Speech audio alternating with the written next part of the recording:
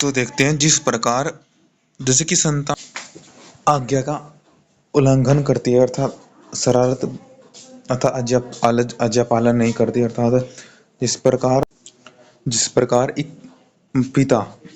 भावार्थ में भी कह रखे हैं जिस प्रकार एक पिता अर्थात जैसे कि अल्प बुद्धि बालक होते हैं उन्मत्त बालक होते हैं जो शरारत करते हैं उनको उन पर करुणा न्याय और शिक्षा देने हेतु दंड देते हैं। देखो अर्थात हमें पिता या माता करुणा पूर्वक ही दंड देते हैं न्याय पूर्वक ही दंड देते हैं अर्थात करुणा करेंगे हमारे पे कि देखो हमें पूर्ण रूप से दंड नहीं देंगे हमारा दंड थोड़ा अल्प ही देंगे हमको हम पर दया भाव करके दंड देंगे ईश्वर भी ऐसे ही देंगे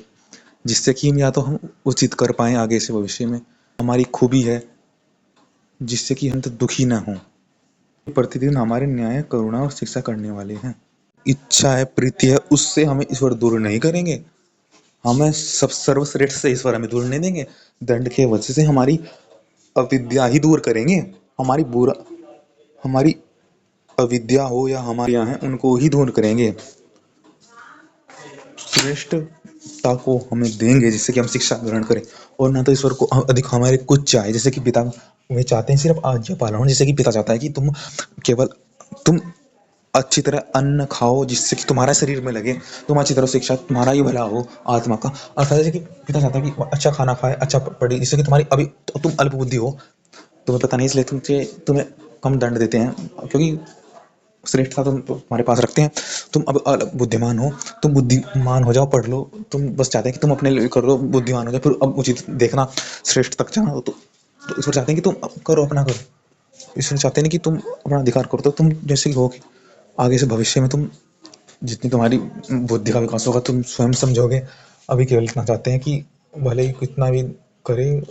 आज्ञा का पालन करे अच्छा से अच्छा भोजन करे और विद्या ग्रहण करे मैं अभी यही नहीं चाहते कि तुम्हारे लिए भी और हम आराम करें मैं अभी ये नहीं चाहते तो बस यही बात है जैसे कि ईश्वर भी समाज चाहते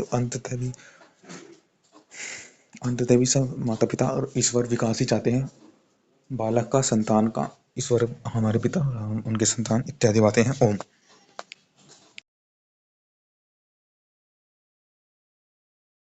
क्योंकि हम उस पीड़ा को समझे संसार में जो दुख है उस दुख को समझे और उससे निकलने का प्रयास करें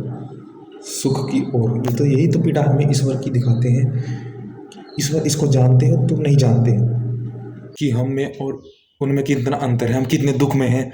हम कितने पाप करते हैं तभी तो पाप से निकल पाएंगे तो इसलिए कहते हैं और हमें उनके लिए अच्छे नहीं होना क्योंकि हमारे लिए वो पहले ही अच्छे हैं हम जैसे वैसे को अपने एक्सेप्ट करना यह भी बातें हम जीसस से अर्थात उनकी जो बाइबल है ना उससे शिक्षा मिलती है कि वो हमारे लिए पहले ही अच्छे हैं हमारे हर अवस्था में हमको स्वीकार करेंगे